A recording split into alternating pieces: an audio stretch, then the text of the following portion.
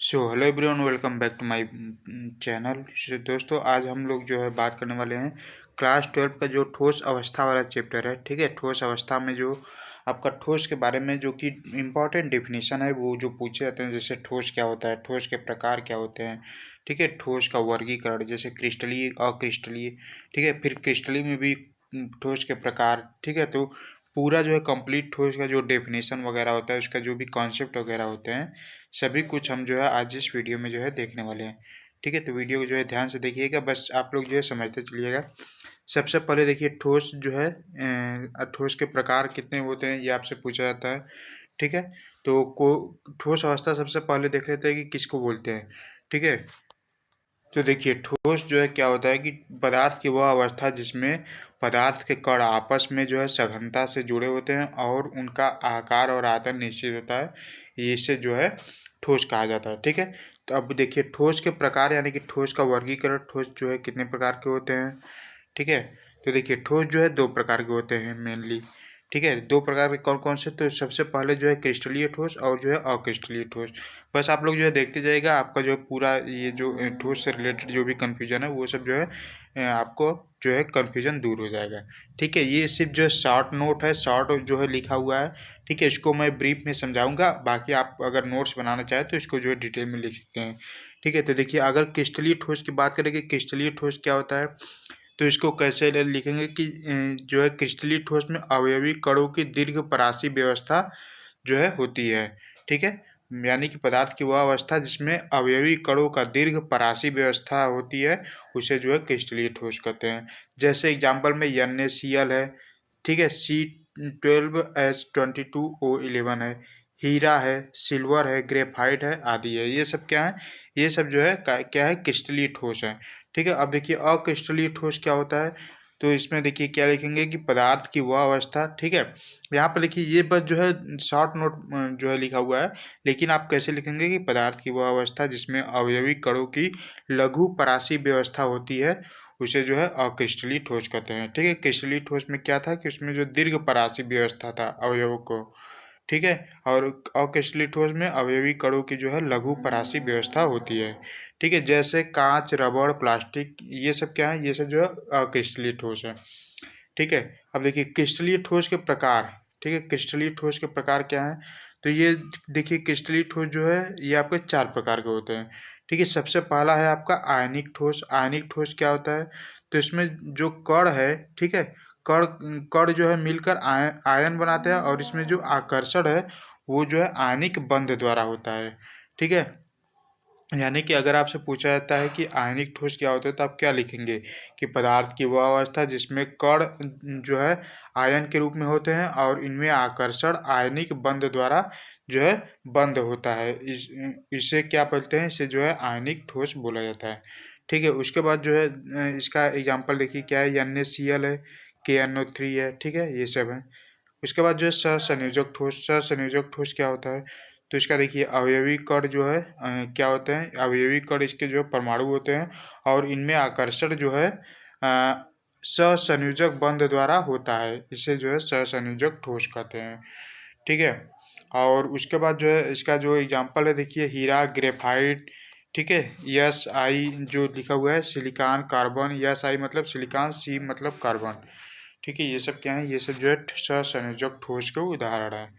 ठीक है, उसके बाद देखिए लिखा हुआ है धात्विक ठोस। ठीक है, धात्विक ठोस क्या होता है, तो इसमें अवयवी कण जो है धातु और परमाणु के रूप में होते हैं और इसमें जो है इलेक्ट्रॉन मुक्त होते हैं। ठीक है, इसमें जो है मुक्त इलेक्ट्रॉन भी पाए जाते हैं। ठीक है, और इसका जो आकर्षण बल होता है वो धात्विक बंध के कारण होता है। ठीक है, इसमें देखिए लिखा हुआ है कि आकर्षण बल जो है ये जो है धात्विक बंध के कारण होता है। जैसे उदाहरण के लिए Ag हो गया, Fe मतलब फेरस हो गया, Cu मतलब कॉपर हो गया। ठीक है, ये सब चीज़ें। उसके बाद देखिए आणविक ठोस क्या होता है। ठीक है, आणविक ठोस क्या होता है, तो इसमें जो अवयवी कण हैं वो जो है अणु के रूप में होते हैं और आकर्षण बल इसमें जो है वांडर वाल जो है फोर्स के कारण होता है। ठीक है, और इसमें जो द्विध्रुव होता है, ठीक है, इसमें जो बल होता है वो द्विध्रुव आकर्षण बल भी होता है। ठीक है, और द्विध्रुव आकर्षण बल में कौन कौन से आते हैं, हाइड्रोजन बांड आते हैं। ठीक है, उसके बाद देखिए आणविक ठोस के प्रकार पूछा गया है कि आणविक ठोस के कितने प्रकार हैं, ठीक है। तो देखिए अध्रुवीय आणविक ठोस हो गया, ठीक है। और अध्रुवीय आणविक ठोस में क्या आ जाएगा, हाइड्रोजन आ जाएगा, ठीक है। फिर जो है दूसरा है आपका ध्रुवीय आणविक ठोस। ध्रुवीय आणविक ठोस में जो है HCl आ जाएगा। HCl मतलब कि हाइड्रोक्लोरिक एसिड, ठीक है। फिर जो हाइड्रोजन बंधित आणविक ठोस, हाइड्रोजन बंधित में क्या आ जाएगा, H2O आ जाएगा, ठीक है, जल। और क्या आ जाएगा, और जो है HF हाइड्रोजन जो है फास्फाइड, ठीक है। और जो है NH3 आ जाएगा, ठीक है। ये सब आदि, ये सब क्या है, ये सब जो है आपका जो है हाइड्रोजन बंधित आणविक ठोस के उदाहरण है, ठीक है। उदाहरण भी आपसे जो है एग्जाम में पूछा जाता है, तो इसको जो है आप लोग ध्यान रखिएगा। उसके बाद देखिए नेक्स्ट क्या है कि क्रिस्टलीय जालक या त्रिविम जालक क्या होता है, ठीक है। तो देखिए क्या लिखेंगे इसमें कि आपका जो है पदार्थ की वह अवस्था जिसमें, ठीक है, पदार्थ की वह अवस्था जिसके त्रिविम में, ठीक है, और अवयवी कणों की एक निश्चित व्यवस्था होती है, उसे क्या बोलते हैं, उसे आप जो है क्रिस्टलीय जालक या त्रिविम जालक बोलते हैं, ठीक है। उसके बाद देखिए क्या है कि इकाई सेल या एकक कोशिका किसको बोलते हैं, तो एकक कोशिका, कोशिका मतलब कि यूनिट सेल, ठीक है। ये भी आपसे पूछा जाता है। तो इसमें क्या लिखेंगे कि पदार्थ की वह अवस्था जिसके, ठीक है, जिसकी सभी 10 दिशाओं में एक समान रूप से दोहराने पर पूरा क्रिस्टल प्राप्त होता है, ठीक है, उसे क्या बोलते हैं, उसे जो है इकाई सेल या एकक कोशिका बोला जाता है, ठीक है। अब एकक कोशिका के प्रकार क्या होते हैं, तो ये जो है 2 प्रकार के होते हैं, ठीक है। सरल यूनिट सेल, ठीक है, यानी कि सरल एकक कोशिका। फिर जो है दूसरा है आपका केंद्रित एकक कोशिका, ठीक है।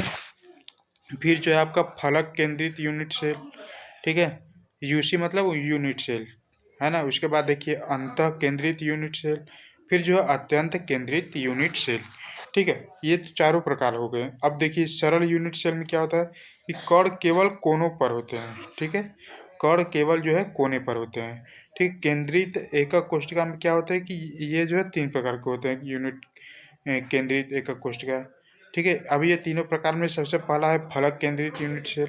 तो फलक केंद्रित यूनिट सेल में जो है कण जो है कोने पर होते हैं और जो है फलकों पर होते हैं, ठीक है। और उसके बाद जो है अंतः केंद्रित यूनिट सेल है। तो अंतः केंद्रित यूनिट सेल पर जो कण होते हैं वो कोने पर भी होते हैं और जो है अंतः केंद्र पर भी होते हैं, ठीक है। फिर जो है उसके बाद देखिए अंत जो है केंद्रित यूनिट सेल, ठीक है। इस पर क्या होता है कि इस पे जो है कण कोने पर भी होते हैं और जो है 2 विपरीत फलकों पर भी होते हैं, ठीक है। तो इतनी बात समझ में आ गई आप लोगों को।